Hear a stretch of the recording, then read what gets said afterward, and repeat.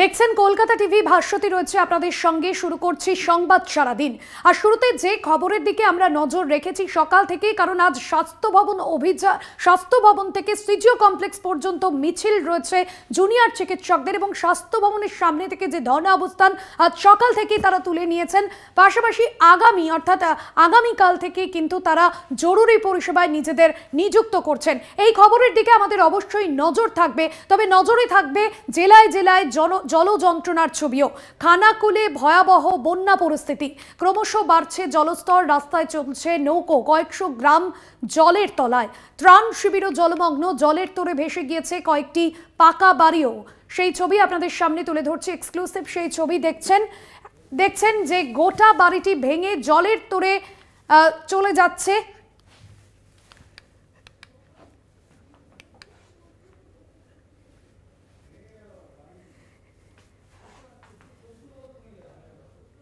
দেখছেন যে ছবি, একের পর এক বাড়ি জলের তোরে ভেসে গিয়েছে, ভেঙে পড়ল গোটা বাড়ি, কয়েকশো গ্রাম জলের তলায়।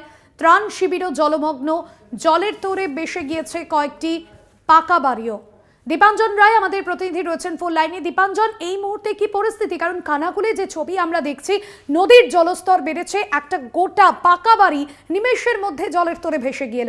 এই মুহূর্তে সকাল থেকে কি ছবি, আবহাওয়ার কি পরিস্থিতি সেখানে? দেখো, আবহাওয়ার পরিস্থিতি উন্নতি হলেও ডিবিসি যে জল ছেড়েছে, সেই জল ছাড়ার কারণেই পুরসুরা খানাকুল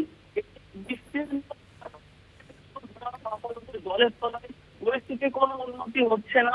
এই মুহূর্তে আরামবাগ যে রাজ্য সড়ক, সেই রাজ্য সড়কও জলের তলায়, এবং যে আরামবাগ প্রধানত কৃষিজ এলাকা, সেই কৃষি জমি পুরোপুরি জলের তলায়। চাষিরা মাথায় হাত দিয়েছে যে এরপরে আমরা আর ফসল পাবো না।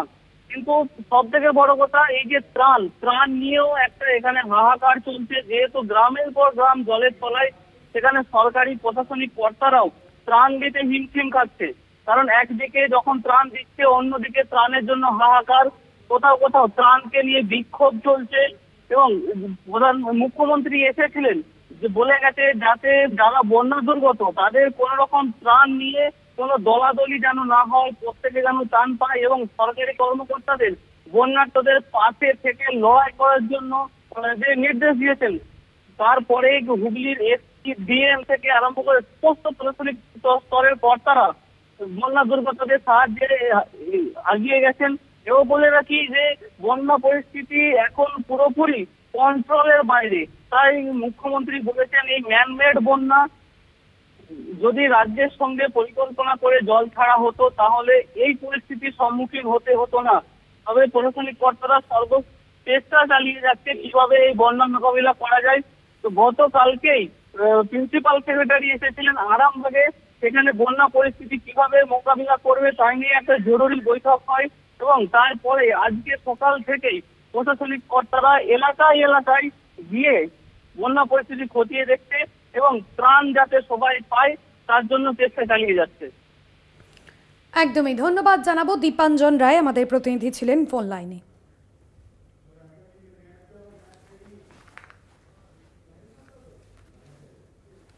ভাগীরথীতে জলস্তর বাড়ছে, জলস্তর বাড়ায় বন্ধ কালীগঞ্জের বল্লভপাড়া ফেরি চলাচল। চরম দুর্ভোগে নিত্যযাত্রীরা, বিপদ এড়াতে বন্ধ ফেরি চলাচল। একের পর একজন মানুষ যারা ফেরির ওপর নির্ভর করে তারা তাদের প্রত্যেক দিনের গন্তব্যে পৌঁছন। ভাগীরথীতে জলস্তর বাড়ায় সকাল থেকেই বন্ধ রয়েছে ফেরি চলাচল।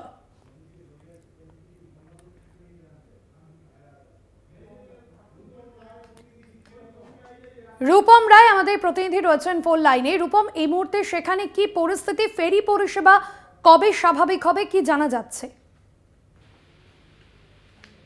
তারপরেই কিন্তু নদিয়ার একাধিক জায়গায় এইভাবে ফেরি চলাচল বন্ধ করে রাখা হয়েছে। যেরকম কালীগঞ্জের কথা তুমি বললে, আমি শান্তিপুরের আরেকটা কথা বলি। শান্তিপুর যে নৃসিংহপুর ফেরিঘাট, যেটি পূর্ব বর্ধমান এবং নদিয়ার একমাত্র সংযোগকারী যে মূল ফেরিঘাট, সেটিকেও কিন্তু গতকাল মধ্যরাত থেকে বন্ধ করে দেওয়া হয়েছে পূর্ব বর্ধমান জেলা প্রশাসনের তরফ থেকে।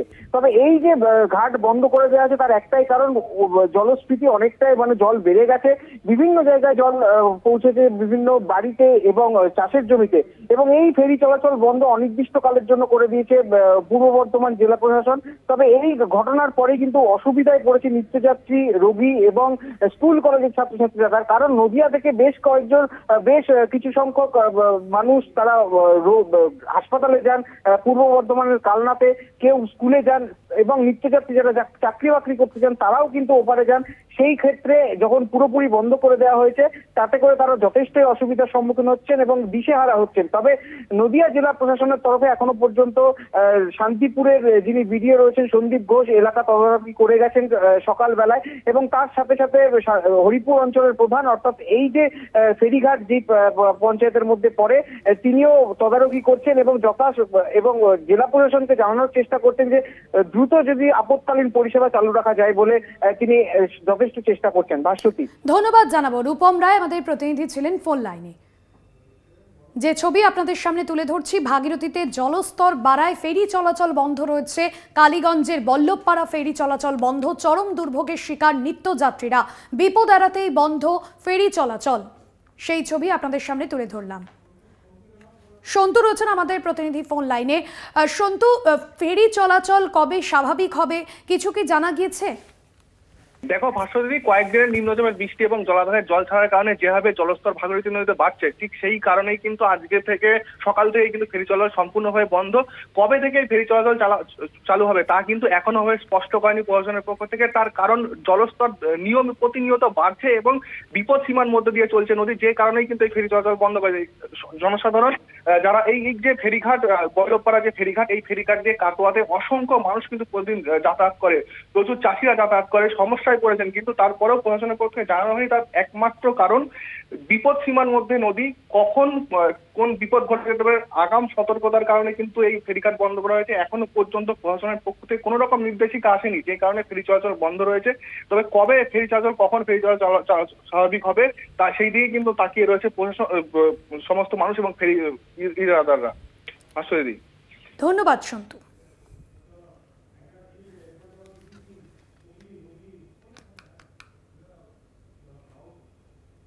ডিভিসির ছাড়া জলে প্লাবিত বলাগড়, জলে ভাসছে একাধিক গ্রাম, গ্রামে ঢোকার রাস্তা বন্ধ, যোগাযোগ বিচ্ছিন্ন।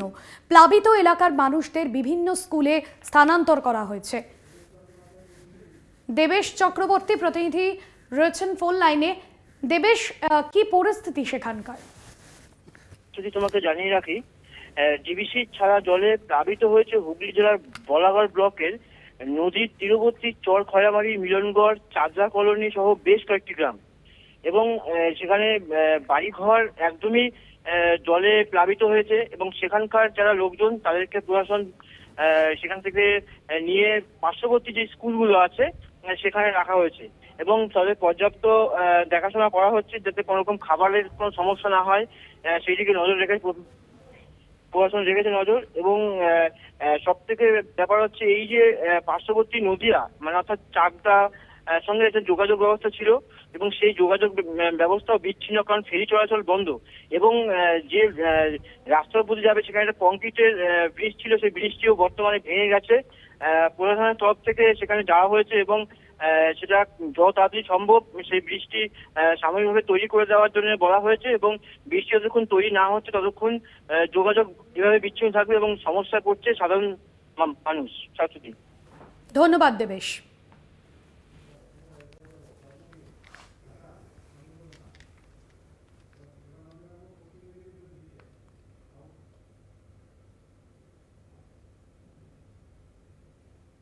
নজর রাখবো পশ্চিম মেদিনীপুরের দিকে। কেঠিয়া ও শিলাবতী নদীর জলে প্লাবিত চন্দ্রকোনা, বন্যার জলে ডুবে গিয়েছে বিঘের পর বিঘের ধান জমি। পুজোর মুখে দুশ্চিন্তায় পড়েছেন কৃষকরা, সরকারি সাহায্যের দিকে তাকিয়ে রয়েছেন কৃষকরা। মধুসূদন ভট্টাচার্য আমাদের প্রতিনিধি রয়েছেন ফোন লাইনে। মধুসূদন, প্রশাসনের তরফে এখনো পর্যন্ত কি পদক্ষেপ নেওয়া হয়েছে? একেবারে কিন্তু গত কয়েকদিনের যে টানা বৃষ্টির সাথে জলাধার থেকে জল ছাড়ার ফলে কিন্তু চন্দ্রকোনা 1 নম্বর ব্লকের বিস্তীর্ণ এলাকা প্লাবিত হয়েছিল। পাশাপাশি কেঠিয়া এবং শিলাবতী জলে প্লাবিত হওয়ার কারণে কিন্তু বেশ কিছু কৃষি জমি জলের তলায় ছিল। পরে প্রশাসনের উদ্যোগে যেটা আমরা খবর পেলাম যে প্রশাসন তারা বলছেন যে দ্রুত বাংলা শস্য বীমার আওতায় যে সমস্ত কৃষকরা যারা রয়েছে তাদেরকে তারা যেমন একটা সুবিধা পাবে এই নষ্টের ফলে, পাশাপাশি যে সমস্ত কৃষক এখনো পর্যন্ত এই বাংলা শস্য বীমার আওতায় আসেনি তাদের ক্ষেত্রেও কিন্তু একটা ব্যবস্থা নেওয়া হবে বলে কিন্তু প্রশাসন সূত্রে জানা গিয়েছে। ধন্যবাদ মধুসূদন।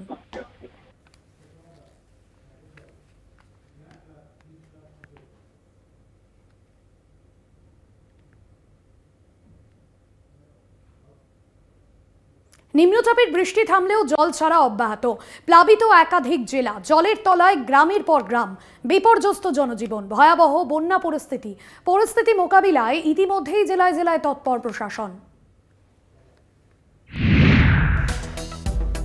ডিভিসি জল ছাড়ার ফলে উদয়নারায়ণপুরের বন্যা পরিস্থিতির অবনতি হয়েছে। প্লাবিত 10টি গ্রাম পঞ্চায়েতের 100-র উপর গ্রাম। হাওড়া জেলা থেকে পুরোপুরি বিচ্ছিন্ন উদয়নারায়ণপুর। আমতা উদয়নারায়ণপুর রাজ্য সড়ক পুরোপুরি জলের তলায়, কোথাও কোমর সমান জল, কোথাও বা বুক জল। হুগলির বলাইচক এলাকায় বাঁধ ভেঙে প্লাবিত আমতা 2 নম্বর ব্লকের 5টি গ্রাম পঞ্চায়েত।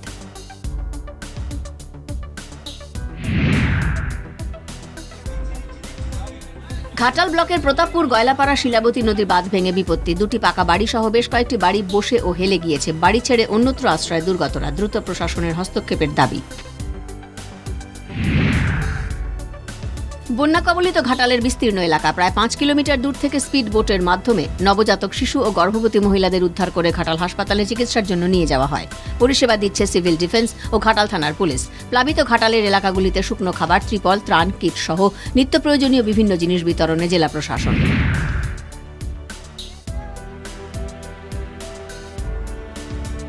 দ্বারকেশ্বর নদে ভয়ঙ্কর ভাঙন, 10 পরিবারকে নদীর পাড় থেকে সরালো প্রশাসন। বাঁকুড়ার রন্দার বীরসিংহপুর গ্রামের দ্বারকেশ্বর গ্রামে ভাঙন আতঙ্ক, বিশেষ নজরদারি প্রশাসনের। বেশ কয়েকদিনের টানা বর্ষণে ফুলে ফেপে উঠেছে দ্বারকেশ্বর। নদীগর্ভে চাষের জমি, দুর্গত পরিবারের পাশে প্রশাসন। চরম দুশ্চিন্তায় দিন কাটছে ইন্দাসের রোল গ্রাম পঞ্চায়েত এলাকার দামোদর তীরবর্তী ভাসনা এলাকার মানুষদের। জলের তোড়ে পাড় ভাঙছে দামোদরের। নদী গর্ভে চাষের জমি তলিয়ে যাওয়ার আশঙ্কা। স্থানীয়দের দাবি, প্রশাসনকে বারবার জানিয়েও কোনো কাজ হয়নি।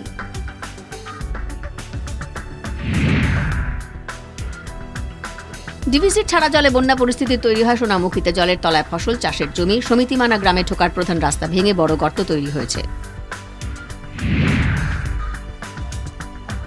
বন্যা দেখতে গিয়ে মৃত্যু হল 4র্থ শ্রেণীর এক ছাত্রের। জলের তোড়ে তলিয়ে গেল ছাত্র। পটাশপুরের অমরপুর সহ বিস্তীর্ণ এলাকা প্লাবিত। স্থানীয় সূত্রে খবর, স্কুল থেকে বিকেলে বাড়ি ফিরে গ্রামের অদূরে বন্যা দেখতে বেরিয়েছিল। সেই সময় জলের তোড়ে ভেসে যায় ওই কিশোর। অবশেষে সন্ধ্যায় ঘটনাস্থল থেকে বেশ কিছুটা দূরে উদ্ধার হয় দেহ।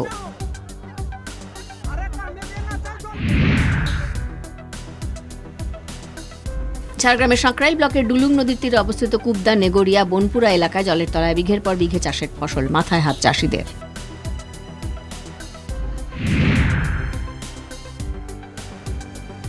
ভাগীরথীর জল বাড়ার কারণে জল ঢুকল শান্তিপুর নৃসিংহপুর ফেরিঘাটে। জীবনের ঝুঁকি নিয়ে চলছে ফেরি পারাপার। জল ছাড়ার কারণে ভাগীরথীর জল উপচে পড়ে একাধিক চাষের জমি এবং নৃসিংহপুর ফেরিঘাট সংলগ্ন বাসস্ট্যান্ডে প্রবেশ করে। ফেরি চলাচল বন্ধ রাখা হয় শান্তিপুর গুপ্তিপাড়া ফেরিঘাটে।